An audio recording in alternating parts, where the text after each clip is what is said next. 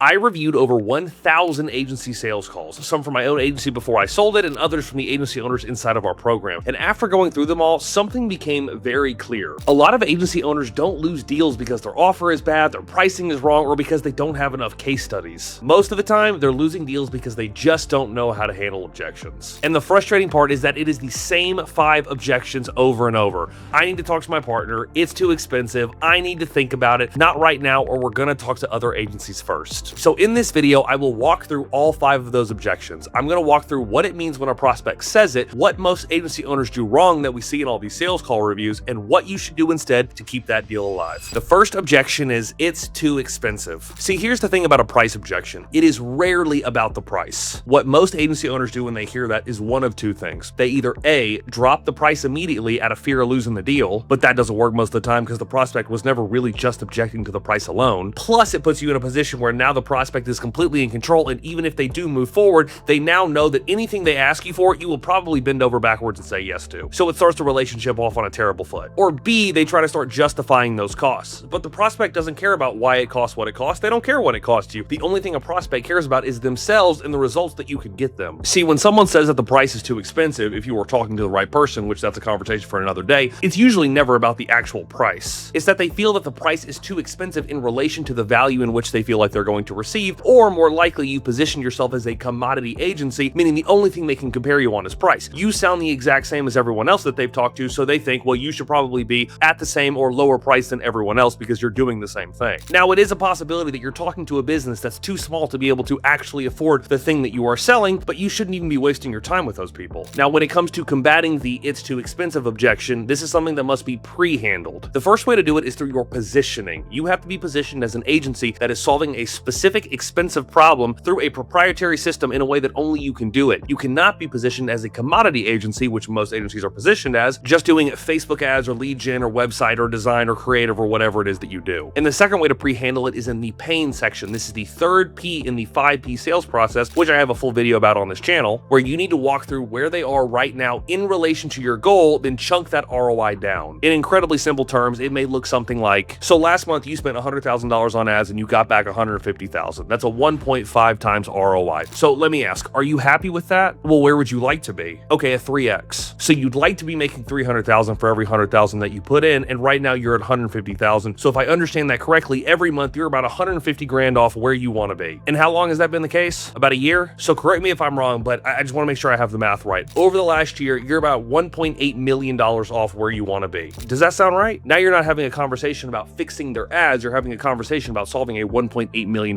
gap. And so if you've done this correctly at the end of the call, when they bring up price as an objection, you can bring back up the conversation that you had earlier. And by the way, if you don't have this or you skip over this in your discovery, you've got no ammo and you've got no way to overcome it. So you get to the call and they say, hey, that sounds expensive, right? You ask, what do you mean by that, right? Because you always want to clarify, you never want to assume. And they say, well, it just feels like a lot of money, or we can't really afford that right now. And you can say, well, I hear you saying that you investing $100,000 with us to solve this feels expensive, but earlier in the conversation, you told me that you're out $1.8 million over the last year. Would it be worth investing $100,000 to give back $1.8 million? One other thing to keep in mind is that you always have to separate price and solution. When you pitch your offer, before you say the price, you need to ask, does this feel like the right solution for you? Because if you just say the offer and the price together and they object, you don't know if they're objecting to the price or are they objecting to the offer. If I've already asked them, is this the right offer? Is this the right solution for you? And they say yes to that, then I give them the price and they object to that. I know that they are objecting only to price, and that's the only thing I have to work on. Now, what often happens as you walk through price objections is you find out it's actually not a price objection. Price is just a smokescreen. Because if you walk through that ROI math and it all makes sense, and they truly believe that you'd be able to get back whatever ROI you're saying you're getting back for them, they would move forward, obviously. But they don't, because price was not the actual objection. Price is a smokescreen because it's the easiest thing to say to get a salesperson off the phone. I say, okay, this sounds great, but it's too expensive. And the salesperson says, okay, well, sorry, my bad. I guess I'll go the other direction. And you don't get the deal because something was left uncovered. So then you just move on to the next objection, which might be this one, which shows up constantly on sales calls and kills deals for agency owners who are not prepared for it. I need to think about it. When a prospect says, I need to think about it, something is always left unresolved. And the worst thing that you can do is say, okay, sounds good. Let's book a call for next week, and then actually just book a call for next week and hope that they show up. I need to think about it is nothing more than a stall. It's a way to get out of making a decision or move the ball forward. Just like price is sometimes a smokescreen, I need to think about it is always a smokescreen. This is actually the most simple one to handle. You just let them feel like they're getting off the hook. You say, yeah, no worries. Okay, great. Well, maybe we can pencil in another time. And then you actually pencil in another time and you go, okay, great. Well, before I go, can you let me know a little bit about just kind of what you're going to be going over in your mind, just so I can be prepared? And then they'll tell you the real objection, which might be this next one, which can definitely trick you if you're going after big deals. I need to talk to my partner. Here's what usually happens. You've had a great call. You go through the whole thing and they say, yeah, this sounds great. Let me run it by my partner, my dog, my wife, my CEO, somebody, and then I'll get back to you. And you never hear from them again. Now, like I said, this one happens all the time, especially if you're going after big deals. And oftentimes it's not even just their partner. They want to talk to a consultant. They want to talk to their brother. They want to talk to their wife. They want to talk to their CPA. All these people that they have in their life who they truly value their advice. But one thing to keep in mind here is that you have to tread lightly. This might be legitimate. You may not actually be speaking to the decision maker, or they really may be unwilling to move forward without speaking to whoever this person is. You have to be aware that there are both fear objections, which are smoke screens and stalls that prevent them from making a decision, and logistical objections, which are real logistical issues that stall deals. If you treat a logistical objection like it is a fear objection, you will look like a jackass, they will lose trust, and they will not buy from you. So to get through this, you have to start to solve for it in discovery. In the 5th P in our 5P sales process position, you should be asking them who else is involved in a decision like this, or who else is affected by this problem. When they tell you a person, you ask what do they think about getting this problem solved, and do they know that you're out looking for solutions? A line that I like to use is, do they know that we're out talking today, or is this some sort of secret mission? Ha. Then you ask, is this something where if you felt like you found the right partner, you found the right solution, they'd be okay with you signing off on it, or do they have to be involved in this decision? And then at that point, you know how it's going to go down when you get to the end of the call. But if and when that comes up at the end of the call, when you ask them to move forward, because you are going to ask them to move forward regardless of what they say, you're going to say, if John was here and he was all for it, would you move forward? They say yes. You ask why, because we always want to reinforce their decision. Well, then you say, well, you feel like it's the right decision, so how can we overcome that so John thinks that this is the right decision too? Now you're working yourself into a position where it is you and the prospect versus John working together to try to get this deal closed. Then we're going to suggest what we call an audit call, which I don't have time to get into right now. We go all through it deep in our programs, but that's a call where you're going to get him and John on a call together to walk through exactly what you would do for their situation. Pre-handling this and setting yourself up for the inevitable partner objection is so important because it will make or stall the deal. And look, I've seen this play out hundreds of times. When you stop reacting to objections and instead start getting out ahead of them, everything about your deal close rate and your deal cycle time will change. Adam was struggling to close deals at $5K a month and was hitting the same objections every single time. After going through our discovery framework, he started pre-handling all those objections and closed 3 $27,000 deals in 2 weeks. If you want similar results, click the link in the description and watch a breakdown of how our clients are closing $15,000 to $100,000 clients using a sales framework just like this. But let me keep going because these last 2 objections are ones that agency owners handle completely wrong. For this next one, it sounds reasonable on the surface, timing matters, but it usually means something really specific. When a prospect says, we're not ready right now, or we need to stall this deal for whatever reason, what they're really saying is, you haven't made this urgent enough for me to prioritize it. See, most agency owners hear this and they try to start telling the prospect all the reasons and all the benefits of why they should start today. Or they start to impose fake deadlines like, we're only doing this to the end of the month, or we're only taking on 3 clients, which they don't believe, by the way. Where you're gonna start hiking up your price and they don't care enough about you to move because of that. You start trying to convince them of why they have to do this now, and it's clear that you're doing it for your purposes because you want to close the deal and get their money, as opposed to doing it for their purposes, which is solving their problem. And they can feel it. You're being a money-hungry sales guy and they know it. People ask me all the time, how do I speed my deal cycles up? How do I get prospects to move forward more quickly? But the truth is, you cannot do anything to make someone move on your own. You can only help them prioritize and see the urgency for themselves. There are 2 specific places to do this in your discovery. First is in the 3rd P, pain section, where you talk about the cost of inaction. What happens if this does not get solved? What does it look like if in 6 to 12 months you haven't done anything about this and the problem just perpetuates? And you may think that question sounds cringy because I hear that from our agency owner clients all the time, but that is just your ego talking and you have to get over it. You must get the prospect to paint the picture of them not doing anything about it. And that is not for you. That is for them to articulate what that vision is going to be like. You must get the prospect to paint a vivid picture of what it is going to be like if they ignore this problem. And that's not for you. That is for them to articulate so they can't avoid it. And the second place is in the 5th P position, where you ask them, why now? You might say something like, well, what is making this a priority that you're talking to me today? And you don't say, is there a priority? You say, what is the priority? It is not binary, is there yes or no? It is what is. Because there has to be a reason. There's got to be some reason they took time out of their busy day to hop on a call with you, who's obviously going to try to take their money. Then at the end of the call, if they try to push or stall or delay the timeline, you now have the ammo from their own words specifically to use against them. And that's not slimy or pressure, it's simply repeating back what you heard them say. Mr. Prospect, look, I don't mean to be too straightforward, but you told me earlier that if you guys don't do something about it and get it solved in the next 6 to 12 months, you might lose your investor funding, you may even go out of business. So pardon me if this is a little too much, but it sounds to me like you can't afford to delay this. And so you may crush that objection, you may crush all 4 of these, but they still got one last one left. And this one doesn't always sound like an objection, but it's one of the biggest trust barriers you can run into. We're talking to other agencies. Sometimes it comes up casually right in the middle of the call. Hey, we're interviewing a few agencies before we make our decision. And if you don't catch it and address it directly throughout that conversation, it will kill your deal and they will go with someone else. See, this one's so important because if you catch it and address it correctly, then you can position yourself as the exact agency that they want to choose. But if you ignore it or don't uncover that, then you're leaving them picking you completely up to chance. We used to win deals against other agencies when we were far more specific when they would say something like this because I had a process. See, most agencies never even know that this is a real objection because they don't ask, probably because they don't want to ask, but even when they do find out, they say the exact wrong thing. They do the opposite of what you should do. They start to badmouth the other agencies, which makes you look bad and sound jealous, or they start to talk about why they're so awesome, which the prospect does not care about. Remember, again, prospects do not care about you. They only care about themselves, and you can use that against them if you know what you're doing. So what I would do is I would ask them in the second P, the past part of discovery, have you ever hired anybody to try to solve this before? And if yes, well, what did you like and what would you improve? Now I know exactly what was good and bad about their past partnerships. Then later in the fifth P, the position part of our discovery, I would ask, are you talking to anybody else about potential solutions here, or am I the only one? Now I know exactly where they're at in the buying process. Then I say, well, hey, you talked to 10 different agencies, they're all gonna say they're awesome, right? Outside of the results, what are you looking for in a partnership? Then I ask, just so I can understand, what's a bigger priority for you here? Getting in at a certain cost, trying to find the cheapest option, or getting the right partner who can actually give you the results that you're looking for? Now I've set myself up for 2 important things. Number 1, I have the ammo of their exact words of what they are looking for and what they are trying to avoid in a partnership. So when I walk through my process section of my pitch deck, I can position that to be everything that they want. And by the way, I avoid all of the things that you hate. So they think, wow, this agency is just set up to be the exact thing I'm looking for. And number 2, I've had them make a binary choice between are they looking for cheap or are they looking for something that gets them the result so that I'm less likely to get price shopped. And if they say they want the cheapest option, then I know that this is not the client for me. I can politely end the call and never have to chase them. And the other thing to keep in mind is that you will not always be able to close the deal right here, right now. So you have to have a plan. And it's the same plan that you use when you run into logistical objections of any kind. You have to have a second call with a purpose. I would say, well, how about this? How about I sit down with my team and I put together a plan of exactly what we would do for you. Then after you have your chats with your other agencies, then we can get back together and I'll walk through our plan and you can tell me that sounds great, let's do it. Or you can say, hey, maybe a different agency had a better plan than that. Would that be helpful? Now I'm talking to them last, which uses recency bias in my favor, and I'm positioning myself as a helpful advisor instead of trying to Grant Cardone close them. Here's the thing I want you to take away from all of this. Objection handling is a reactive skill because you're always on defense. Pre-handling is a proactive skill. And the difference between the two is hoping the call goes well and knowing that it will. See, I never want to handle objections when they become objections because at that point it's a confrontation, not a conversation. And the agency owners I know that close the biggest deals have 2 things in common. They practice their discovery and their pitch daily, and they track their objections and bake them into their pitch and into their discovery over time. You should be taking your sales call transcripts and putting them into Manus or Claude or ChatGPT or whatever you use and creating an objection map, which is all of the objections that you get for your specific service over time. For example, if you find that people have a preference of doing things one way or another, you should be asking about that in your discovery. So that way you can position your agency as someone who does it the way that they want it. For example, communication. Some people want to meet every week, some people never want to talk to you. Ask about their communication preferences so that way it feels like the agency was made just for them. Then if you're hearing the same phrases or getting the same questions or hearing their same objections over and over again, you can start to bake them into your pitch. Like I used to hear all the time, people would say, well, it feels like I'm just making a bunch of stuff, throwing it against the wall and hoping something sticks. So I would say, does it ever feel like you're kind of just making a bunch of random stuff, throwing it against the wall and hoping that it sticks? And they would say, oh my gosh, Alex, yes. It's like I had talked to them before because I pretty much had. And all of that comes down to the repetitions of doing it over and over and over again, tracking your objections and then improving your sales conversations over time. You wouldn't just do your ads or your cold email willy-nilly and hope for the best. You would track the data and improve over time. So why would you treat your objections or your sales calls any different? So that's how you handle every agency objection that you're going to run into, especially as you try to increase your price points. And if you want our full discovery framework, the exact questions that we use to pre-handle these objections, our audit call maps, and more, click the link in our description to learn a little bit more about our program. It's built on the the same system that I used to close over 217 enterprise clients for my agency before selling it, and help over 300 agency owners charge somewhere between $15,000 and $100,000 for the service they already sell. Thanks for watching, and I'll see you in the next one.